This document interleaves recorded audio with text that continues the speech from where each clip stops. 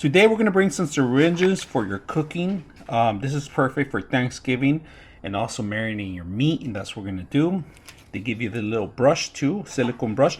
This is you can wash it on the dishwasher, so you will not the top one, only the actual silicone part. All right, now they include a little brush here so you can actually clean up the actual needle, because that's probably the hardest thing. That's why I had to throw so many of these, because it's hard to clean these needles. All right, but with this little brush, they give you a little brush so you can actually run it through there.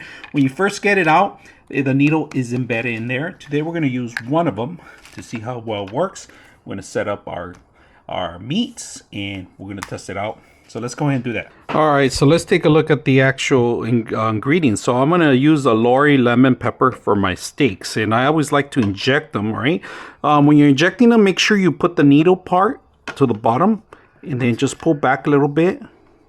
Slowly. I'm going to start with a little bit ingredients, and what I like to do is inject it just anywhere and just push it there slowly injecting it. And this, creating the holes, also gives it some area so it could cook some a little better. So this steak is gonna be fabulous. So not too much, just a little by little. All right, just a little by little, because it's gonna spill everywhere, and it has herbs already, so I don't have to worry about anything. And then what I like to do, so brush just a little bit on the top. After embedding it, I like to make sure that this gets marinated too.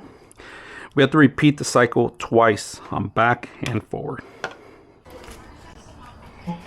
All right, we got juicy steaks that we're gonna end up cooking. Very simple to use the actual injections and actually put the ingredients on it. So very simple. I hope you guys enjoy the video.